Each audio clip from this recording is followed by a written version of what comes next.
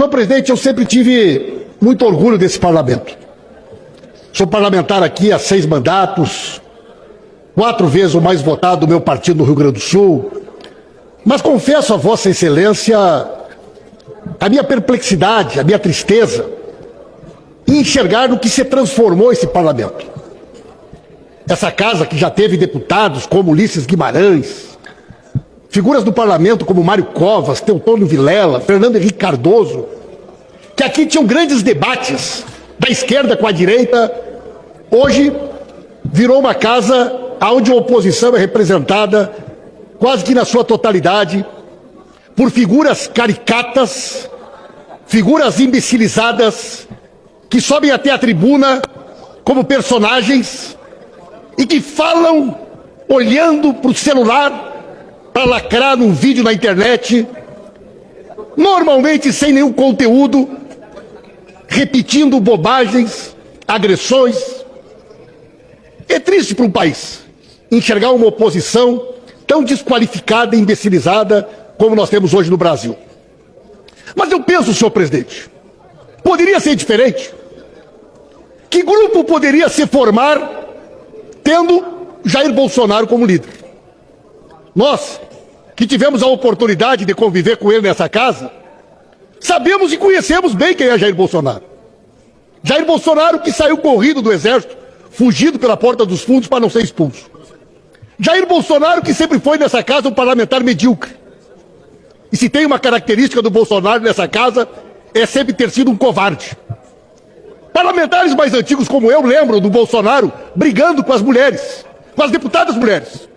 Eu nunca vi o deputado Bolsonaro discutir com homem. Com mulher, ele era corajoso. Bolsonaro também gostava de ofender, atacar jornalistas mulheres. Mas com os homens ele sempre foi covarde.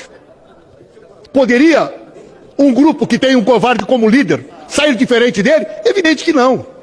Por isso que esses parlamentares imbecilizados vêm à tribuna e ofendem, agridem pessoas que inclusive não estão presentes. Porque esta é uma característica dos covardes, de falar de pessoas que não estão presentes.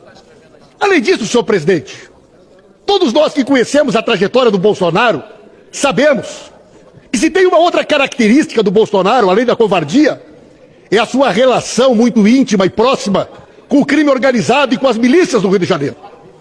Se a gente analisar os mapas eleitorais do Bolsonaro e dos filhos, a gente vai ver que historicamente são votos em áreas comandadas pela milícia. Mas, mais do que isso, nós que conhecemos o Bolsonaro e a história do Bolsonaro, sabemos da sua relação de proximidade com Adriano da Nóbrega, capitão Adriano da Nóbrega, assassino, chefe do escritório do crime, da milícia do Rio de Janeiro, e que tinha a mãe e a esposa. Isso mesmo, senhor presidente. O chefe do escritório do crime da milícia do Rio de Janeiro, o famoso capitão Adriano da Nóbrega, tinha a mãe e a mulher nomeada no gabinete do Flávio Bolsonaro, na Alerj, como deputado estadual. Só que nunca apareceram para trabalhar. Recebiam a mãe e a mulher, foi assassinado. O capitão Adriano da Nóbrega, líder da milícia, foi assassinado. E os senhores deputados mais novos talvez não saibam, depositavam o salário todos os meses na conta do Queiroz. E quem era o Queiroz?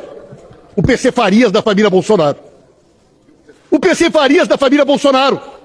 E durante anos, as contas do Bolsonaro, as contas da dona Michele, as contas pessoais da família eram pagas com o dinheiro dos familiares da milícia, dos familiares do crime organizado. O dinheiro da mãe e da mulher do Adriano da Nóbrega ia para a conta do Queiroz. E o Queiroz pagava as contas pessoais da dona Michele. O PC Farias da família Bolsonaro se chamava Queiroz.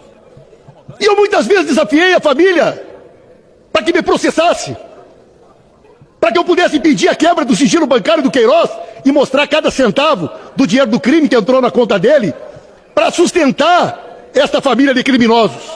E que agora está aí o Ministério Público Federal, a PGR, identificando o Bolsonaro como líder da organização criminosa e, junto com o general Braga Neto, organizaram um golpe para tentar impedir o respeito ao resultado da eleição. Portanto, senhor presidente, que maneira poderia ser diferente? Um time que tem como capitão um covarde ligado com a milícia do crime organizado. Uma organização criminosa que tem como líder uma figura como ele não poderia ter apoiadores, não poderia ser composta por militares ou por parlamentares diferentes destes que, lamentavelmente, a gente assiste nessa casa. Ontem, numa entrevista, o covarde do Bolsonaro foi capaz de dizer que o 8 de janeiro foi organizado pela esquerda. Olha que situação ridícula, senhor presidente. Segundo o Bolsonaro, passada a eleição, a esquerda financiou acampamento na frente dos quartéis. Segundo o Bolsonaro, fomos nós que financiamos aquelas pessoas durante meses, comendo e bebendo sem fazer nada na frente dos quartéis. Segundo o Bolsonaro, foi nós que pagamos os ônibus para trazer aquela gente para Brasília e depois, enquanto ele estava escondido nos Estados Unidos, depois de ter vendido as joias, aquela gente, segundo ele, paga por nós, quebrou a Câmara, quebrou o Palácio do Planalto, quebrou o STF para tentar impedir que o resultado da eleição fosse respeitado. Que ponto chega o desespero? Que ponto chega o desespero desse humilhante indicado pelo Ministério Público Federal como líder de uma organização criminosa? Mas, senhoras e senhores, será garantido ao Bolsonaro o amplo direito de defesa, a ele e todos os demais acusados. Essa é a primeira de 5 denúncias que serão feitas pela Procuradoria-Geral da República.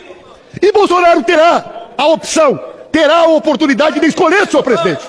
Ele vai escolher entre a Papuda ou entre Bangu, entre Bangu ou entre a Papuda. Ele vai ter a oportunidade de escolher aonde cumprir pena. Esse criminoso contra a democracia, que envergonha a história deste país, juntamente com esse bando de imbecilizados, que envergonha a história desse parlamento, vão entrar para o lixo da história pela porta dos fundos, porque é no lixo da história que a gente guarda figuras patéticas que desprezam a democracia e que envergonham este parlamento e que envergonham o Brasil. Vamos seguir em frente, acreditando no Brasil.